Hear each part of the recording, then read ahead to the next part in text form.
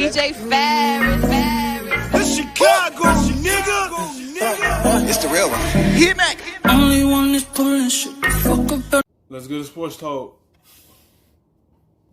Tim, this was a game that went back and forth. The Blazers looked like they took charge in the first quarter. Lakers come roaring back in the second quarter. And then they battled back and forth in the second half. But late in the game, the Blazers hit the shots that mattered. Break that down for us. Yeah, really amazing that they had the legs under them to make those shots late, because you're talking about a team, the Lakers, that put a lot of length out on the floor. They were picking up Damian Lillard at half court pretty much all night. They had guys jumping out on him with the bigs the entire game. So then to have the legs under you to make these kind of shots late. C.J. McCollum obviously chipped in with a couple of huge threes. Also had a big runner during that stretch. But look at this shot by Lillard. That's 35 to 38 feet. That late in the game, when you've had guys hounding you for 45, 46 minutes to that point. Hassan Whiteside defensively made a couple of huge plays. Melo, Gary Trent Jr. also huge shots late in this one. So it was really a matter of Portland looked like they were running out of gas. The Lakers, I thought, had taken control of the game about 6-minute mark. And amazingly, they were still able to get the shots that they were looking for in that situation and knock them down. I think it's a testament to getting a team that just played basically 9 straight playoff games since the time they landed in Orlando. They had a guy in Damian Lillard who's a top 10 player in the league who was going off coming into this game. When you're dealing with that and you're the Lakers, you haven't played a meaningful game since mid-March, you've got your hands full, and it was just a matter of could Portland be in the game to allow their best player to make plays late, and that's exactly what happened. Tim, if there's a number that jumps out from the box score I'm looking at here, the Lakers 5 for 32 from three-point range. Was that just good perimeter? It's called a team sport. Yes, AD and LeBron is the two main guys. Yes, LeBron passed too much, but it's a team sport. When you only have guys that's only scoring 7, 0, 5, 0, 2, that's not going to beat a team that got offense. The Blazers not a good defensive team, but you have to keep up with them on the offensive side as well. When you have other guys on your team that's not putting up that much points to help the two main guys out, you're not gonna beat a team like this. Like everyone keep want to put it on them too. No, it take contributor players around them to get this job done. Like they can't keep having that performance because you gonna look up, you gonna lose to the Blazers. The other guys had to help AD and LeBron out to order to beat the Blazers. Because Blazers is not a typical A seed. There's a team that should be like a 3rd seed. And you can't have your support cast playing that terrible and it's not going to help win. Yes, LeBron AD missed them 2 free throws, but it all comes from your support cast around you putting up the points to help you beat this team. Defense or a lot of clunkers from LA?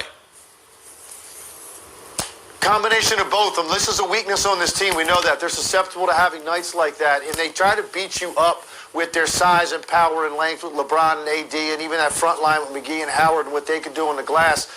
They're counting on a guy like Kyle Kuzma, to give him some of that perimeter production. And he had a slow start to this game, had a little spurt there in the second half. But for the most part, they did not get a lot of additional contributions from those role players that they are going to need to knock down shots. Danny Green missed a number of really good looks in this game.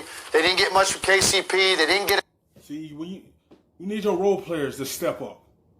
You need Kyle Kuzma do not get out to the slow start. That's why they say they need a 3rd guy to be that person in the playoff, and they hope it be Kuzma. You can't get out to these slow starts. All your role players can't play like this through a 7-game series.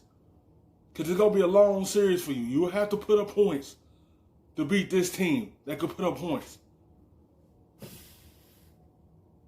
Ton from Kuzma. Caruso really didn't do anything from the 3-point line. So they did not get what they're going to need, supplemental 3-point shooting to help the playmaking of LeBron James and Anthony Davis. They don't need to go off like some of these teams do from the 3-point line. They just have to make enough so that you have to honor them, and it's going to make things easier for LeBron and AD. It's a weakness of this team, and it reared itself tonight. So, Tim, how much trouble are the Lakers in right now? There's a tendency to overreact when these sorts of things happen, but is there a legitimate cause for serious concern? Yeah, I definitely think there is. I mean, I've been saying for the last couple of days that this was a serious problem for the Lakers coming into this because of the fact that they just haven't been able to replicate anything that amounted to pressure. And all of a sudden now you're going to walk out there and there's no home court. You're not going to get the adrenaline rush you would have gotten at Staples Center. If you're in that situation where you're playing out the last couple of weeks of a normal season without meaningful games. People are panicking. It's one game. It's all about adjustments. That's what it is at that level. How you going to adjust in the next game? I'm surprised they did not put JR or Waiters in. They could give you something behind the perimeter. I don't know why they ain't playing game one.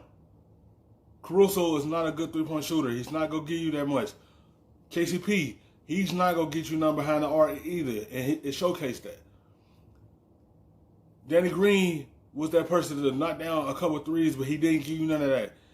I feel like JR and Waiters be the guys that give you something from behind the arc to open every day up for AD and LeBron. That's the killer heels for them. They don't have another three-point shooter around them, so they have to make adjustments to ordinarily put up points. But then you walk out on a Staples Center and you get that adrenaline, that electricity.